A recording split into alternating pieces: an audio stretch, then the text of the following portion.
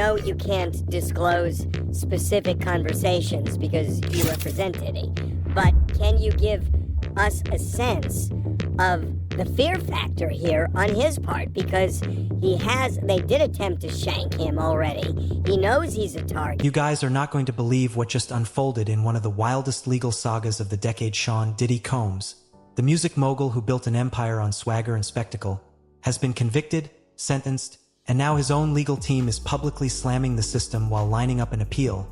And the details that surfaced during the trial are straight out of a thriller. Over the past year, courtroom testimony painted a picture that prosecutors say involved transporting young women across state lines for drug-fueled sexual encounters. Allegations that shocked the public and were backed by graphic witness testimony naming abuse and coercion.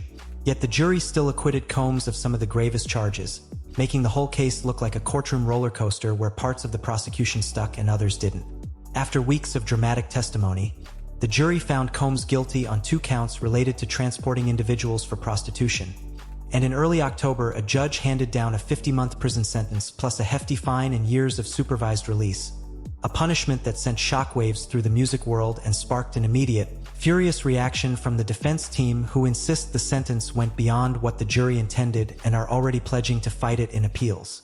That tension between jury verdicts, judges' sentencing decisions, and the explosive testimony is exactly the soil from which the dark side headlines are growing. Today's a great victory. It's a great victory for Sean Combs. It's a great victory for the jury system. Now, let me walk you through the parts that made viewers stop scrolling. Testimony described a lifestyle behind the velvet ropes. Parties, private jets, models, and celebrities rubbing shoulders. But beneath that glitter, the prosecution portrayed coercion, manipulation, and violence. Victims testified about being transported and pressured into degrading situations, testimony that prosecutors argued showed a consistent pattern of control, while the defense painted a very different picture, insisting every encounter was consensual and that prosecutors had stitched together separate events into a narrative that didn't reflect the truth. It's the kind of he said/she said courtroom drama that divides opinion online, fuels documentary filmmakers, and explodes on social feeds, because people always want to know what happens when celebrity meets the law. What made this even more incendiary were the comments from Combs' legal team after sentencing. Attorneys openly criticized the judge's choice of punishment, charging that he effectively acted like a 13th juror by imposing a sentence they say contradicts the nuances of the jury's mixed verdicts. And they've filed notices and motions indicating a full-throated appeal is coming. That public pushback from seasoned defense lawyers didn't calm the conversation. It poured gasoline on it, because it suggested the fight isn't over and that the courtroom drama could morph into a lengthy legal battle that keeps the story in headlines for months. Everybody's getting their laughs on, but we'll get the last laugh. It's a jail call. I don't know how you ain't got that, but that's crazy. And if you think prison would be a closed chapter, think again. Reports surfaced about the defense requesting specific prison placements and programs, attempts to get Combs into facilities with drug treatment programs or placements that might be less volatile than others. Details like that make headlines because they reveal the strategy behind how high-profile defendants try to protect their health, reputation, and safety behind bars, and because it feeds the social media narrative of famous people trying to game the system. But here's the kicker that will keep people watching. The case is a messy collision of celebrity redemption narratives, allegations of horrific personal conduct, and legal technicalities. On the one hand, you have moving testimony from family members and friends who pleaded for leniency and talked about Combs' rehabilitation efforts and philanthropic history. And on the other hand, prosecutors read testimony into the record describing disturbing episodes that painted a starkly different portrait.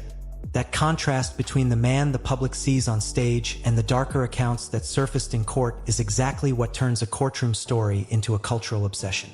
He's doing fine. It's a difficult circumstance. He's making the best of the situation. Now, I know what you're thinking. Is this the end of Diddy's career? Will this ruin his legacy forever? The short answer is, it's complicated. A guilty verdict and a multi-year sentence have immediate, brutal consequences. Prison time, civil suits, and reputational damage that's hard to undo. But history shows us that celebrities can rebound in surprising ways, especially when they maintain high-profile legal teams, appeal aggressively, and keep their fan base engaged. Still, the legal reality is real. A 50-month sentence changes everything in the short term, and the supervised release and fines that accompany it mean Combs will have legal shackles well after he's out, which will shape his public life and business dealings for years. If you want the most explosive part, the thing that will make people click and stay glued, it's the human drama revealed in the courtroom. Witnesses who testified about fear and control, testimony about private planes and late-night rendezvous, defense lawyers calling the sentence excessive and saying the judge overstepped, prosecutors insisting the evidence proves a manipulative pattern, and a jury that split its verdicts in ways that leave everyone asking whether justice was served or whether this is a case that will be fought in appeals courts and in the court of public opinion for years to come. So what happens next? Expect an appeal and expect the legal fireworks to continue. Combs' lawyers have already filed notice of appeal and blasted the judge's sentencing rationale, meaning we're likely headed into another legal round where procedural arguments and statutory interpretations will try to undo or pare back the sentence. While that unfolds, civil suits may continue, public figures will weigh in, and streaming platforms and broadcasters might mine the trial's dramatic footage for content. Because sadly, controversy sells. It was shocking to me that he would do something like that. It just seemed as tone deaf as just about anything I've heard in a long, long time. You know, it's interesting. There's been a lot of things, and obviously because I'm involved, I don't want to second guess. I don't want to lay blame. I might do that next week. But a lot of times you find that people in these situations. For viewers in the United States, who this video is targeting, the case throws up big questions about how the justice system treats the famous, what power and accountability look like in high-stakes sexual misconduct cases, and how we balance shocking testimony against the legal protections that exist to prevent overreach. That debate is raging online right now, with people split between those who say the sentence was deserved based on the testimonies and those who argue that the mixed verdicts show serious problems with the prosecution's theory. Bottom line, whether you think this is a fall from grace, a miscarriage of justice, or simply a complicated legal matter that deserves more time to be sorted out, one thing is clear. The story is far from over. Diddy's legal team is gearing up to fight. The public narrative is split and loud, and the next few months will determine whether this becomes the chapter that ends a towering career or the beginning of a long, messy legal saga that keeps coming back into the light. Stick around, because as appeals, filings, and possible civil trials unfold, more explosive revelations and legal maneuvers are almost guaranteed to surface, and we'll be right here unpacking every twist. I think he's brother love. He love other men. But here's where things start getting even darker, because now, sources inside the correctional system are beginning to leak information about what life is really like for Diddy behind bars, and it's nothing like the luxury lifestyle he once flaunted. According to insiders, the transition from multimillion-dollar penthouses to a confined cell hasn't been easy. Guards reportedly keep him under a strict watch, aware of his high profile and the media frenzy outside. Inmates recognize him instantly, and while some treat him with a mix of respect and curiosity, others aren't so friendly. Word inside is that Diddy's celebrity status makes him both powerful and vulnerable. Powerful because of the attention he draws, and vulnerable because fame can make you a target. There are reports that he's been kept isolated more than most new arrivals, not because of bad behavior, but because prison officials know what kind of chaos a superstar can cause in a general population unit. Behind closed doors, his legal team is said to be visiting constantly, working on a layered appeal that could take months or even years.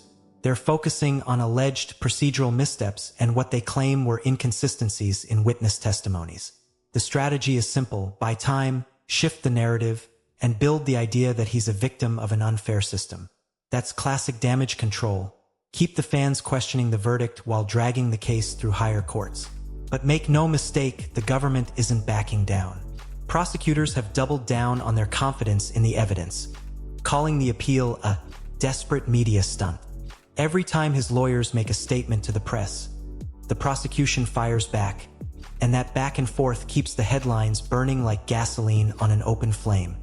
Meanwhile, in the court of public opinion, things have gotten messy. Some of Diddy's former collaborators, artists, producers, assistants, have started speaking out, dropping cryptic posts on social media that seem to confirm the rumors that had swirled for years. They talk about toxic environments, unseen abuse, and power trips. It's like the industry has been waiting for this moment to finally open up. But just as quickly, some of his longtime friends and business partners have stepped up to defend him, claiming the media is painting a one-sided picture and that Diddy is being used as a scapegoat to distract from deeper industry corruption. That split has created two camps online, the believers and the doubters, and the fight between them is everywhere. TikTok debates, Reddit threads, YouTube breakdowns, and endless comment wars on X. Everyone's trying to figure out what's real and what's media theater. What's fascinating and maybe a little eerie is how the entire hip-hop world seems to be holding its breath. This isn't just about one man anymore. It's about the legacy of an entire generation of artists who rose from the streets to the top of the charts, and what happens when power goes unchecked. Diddy's story has become a symbol. Depending on who you ask, it's either the fall of a manipulative mogul or the crucifixion of a black entrepreneur who challenged the system. That's why this story won't die down anytime soon. It touches race, fame, power, money, and justice. All the ingredients for a media storm that keeps spinning no matter what happens next. And inside that storm, Diddy himself has reportedly been trying to adjust. According to those who've seen him recently, he's lost weight, looks more subdued, and spends a lot of time writing letters, notes, possibly lyrics. Some insiders even say he's thinking about dropping a memoir from behind bars, something raw and unfiltered, a tell-all that could flip the entire narrative. Imagine that. A book written from a prison cell that redefines how people see him. It would be the ultimate PR twist. Whether that's real or just another rumor, the fact that people are even talking about it shows how much control he still holds over the cultural conversation. But here's the irony. For a man who once sang about can't stop, won't stop, he's now in the one place where everything stops. Time moves slow. Privilege doesn't matter. Every sound, the echo of doors, the call-outs of guards, is a reminder that the outside world keeps spinning without you. That kind of environment changes people. It either breaks you or it builds a new version of you. The question now is, which version of Diddy will come out on the other side? Will it be a humbled man ready to rebuild, or someone even more defiant, ready to fight the system that put him there? What's certain is this: the story isn't over. New lawsuits are lining up, new witnesses are being interviewed, and streaming platforms are already eyeing exclusive documentary deals to tell the real story. You know how this goes. Once Netflix, Hulu, and Prime get involved, every side of the narrative will be up for sale. And every new documentary clip or leaked photo will reignite public interest all over again. This is how modern scandal works. It never ends, it just evolves. And Diddy, whether he likes it or not, has become its latest centerpiece. So if you thought Diddy was finished, think again. The next few months are going to be explosive. His legal team will fight for a retrial. Journalists will dig up more buried details. Victims will continue to speak out. And fans will keep debating whether they're watching justice or betrayal unfold in real time. Whatever side you're on, one thing's clear. The Diddy story has crossed beyond music and fame. It's now a cultural moment, one that exposes how power, privilege, and fame collide behind the walls of America's justice system. Because when the cameras fade and the lights dim, what's left is the truth. And in this case, the truth is darker, stranger, and way more shocking than anyone imagined. And that's exactly why you're still watching, still scrolling, still waiting to see what happens next.